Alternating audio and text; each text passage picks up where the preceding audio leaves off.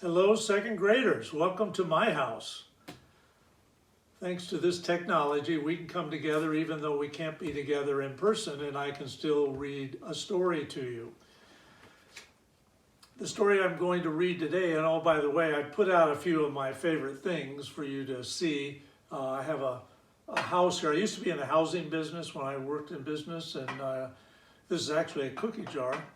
And my McDonald's sign, which represents my friend who you met the other day that owns 3 McDonald's franchises. Krispy Kreme donuts, which I've had a few in my day, and Starbucks coffee. These are some of my favorite things that I thought would be a good backdrop for the story today. The story is called 4 Chocolate Eggs. What excitement there was in the classroom that morning. What eagerness and attention. You see, teacher had just announced that she was going to make a little gift to the boy or girl who answered the most questions correctly in the test they were going to have that day. What it was, she wouldn't say, except it was very clear and very nice and very pretty and very tasty.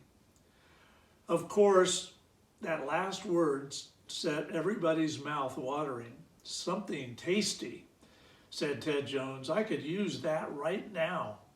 And so could I, said Eric Foster, whose mother had been so busy that morning looking after his 2 little brothers and baby sister that she had forgotten to put his lunch together. But I would rather have something pretty, said Peggy Phillips. I wonder where she put it, said Peter Rich. Perhaps we could take a peek at when she's not looking. Teacher heard that. Oh, no, you can't, she said. It is put away safely in my desk and no one will see it until the tests are all over. Peter blushed and wished he hadn't spoken. Then the test began and how everyone did work. When the teacher asked the questions out loud, hands flashed up all over the room and waved like trees in the high wind. When the answers had to be written, there was an unusual silence, broken only by the frantic scratching of pens on paper. It was lots of fun and everyone had high hopes of winning the prize. Slowly the hours dragged by. Then Ted and Peter and Peggy, all and the rest becoming more and more certain that they were going to win, and poor Eric getting hungrier and hungrier every minute and imagining what it would be to do with the prize if he should win. At last, the tests were all over and the answers all checked, and the marks were totaled up. Who had won? Now, said teacher, I'm almost ready to tell you who won the prize. The silence was so deep that you could have heard a pin drop. It's going to be me, whispered Peter to Peggy. Teacher heard again. What good ears some teachers have. I'm afraid you are wrong, Peter, she said. The prize goes to Peggy, Ted, Tommy, Dick, Amy, Dora, came chorus from all over the room. No, said the teacher, smiling, you're all wrong. Little Eric is the winner, beating Peggy by just 1 mark. Peggy groaned. At that moment, the teacher opened her desk and produced a big chocolate egg tied with a piece of wide blue ribbon. How lovely, cried everybody. Lucky boy, said Ted. Now, just a moment, said teacher. I have a second prize in this box. Everyone looked and saw 4 little chocolate eggs. They were good too, but not so attractive as the big one in the blue ribbon. Eric, blushing, came forward to receive his prize. He had looked at both prizes and was thinking hard. Teacher smiled at him and told him how pleased she was that he had done so well.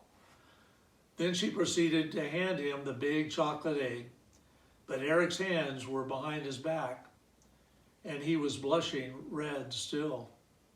Please, he stammered, would you mind if I had the second prize instead? Everybody gasped, and the teacher was so surprised that she hardly knew what to say. She had thought there wasn't a child in the room who would not have been thrilled to take the beautiful gift she was offering. But she thought Eric was a good little boy and he must have had a reason for his unusual request. So she gave him the second prize, and Peggy was surely delighted to get the first prize after all. Of course, every boy and girl in the class wanted to know why Eric had done such a strange thing. But he wouldn't say a word. He just ran off home with his precious little box under his arm, not even opening to take a little bite. But if any one of Eric's school friends could have peeked inside his home that evening, they would have found out all about it. For there, sitting on the kitchen floor, were 4 of the happiest little children you could imagine. Just 3 boys and 1 baby girl. They all were there in ecstasy of delight, munching on chocolate eggs. So this is a great story about sharing with others things, especially chocolate, which is a good thing to share. And I thought, what could I do for the class? And then I thought, I could get some chocolate for everybody in class. So here in my little jar is 20 chocolate mint cookies, Oreo mint cookies.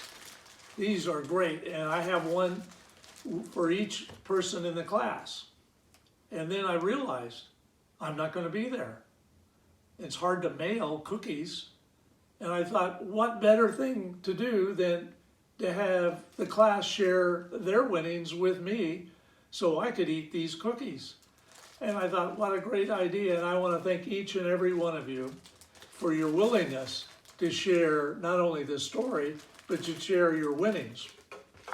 And so that Mrs. Lecce isn't left out, each week I generally bring her half of a cherry pie. And I want to thank her too for sharing her cherry pie with me today. This is one of my favorites, and Mrs. Lecce loves cherry pie. So I want to thank her and the whole class for their sharing today in light of this story about sharing. I thought, what a wonderful gift. And I know some of you can't eat sweets like I can, because I've had lots of practice, and I'm in great shape for eating a lot of sugar. But I also put together a little fruit plate of a nectarine and some grapes, and I know some of you have that for dessert in lieu of the chocolate and things that I tend to exceed my limits sometimes on. So I even have that, and I thank you for sharing your fruit with me today. So that's the story, and some of my favorite things that I have here in front I mentioned, and one of them I want to remind you of, like Krispy Kreme donuts, and one of those little known facts. When I was working, I realized, these may not be the healthiest thing in the world to eat. Then I read on the label that they have a trace of potassium in each donut. Now, when I calculated what a trace was and found out if you ate 3 dozen Krispy Kreme donuts every day, you would meet your minimum daily requirement for potassium. I thought, wonderful, now there's something positive about eating Krispy Kreme donuts. Now, I don't recommend for you that aren't in the kind of shape I am to eat desserts, to eat 3 dozen donuts. But if you do, then you can realize at least there is some side benefit. Now, unfortunately, there may be a lot of negative problems with eating that much sugar, but like I said, if you're not in shape, don't try it, and I'm sure your parents won't be too excited about that. But anyway, I thought that's another lesson learned as a bonus to today's story about sharing. So I want to thank each and every one of you for sharing your goodies with me today, and I will enjoy them and think of each one of you. And I have a roster of all of your names so I can look at each one as I eat your cookie and say thank you.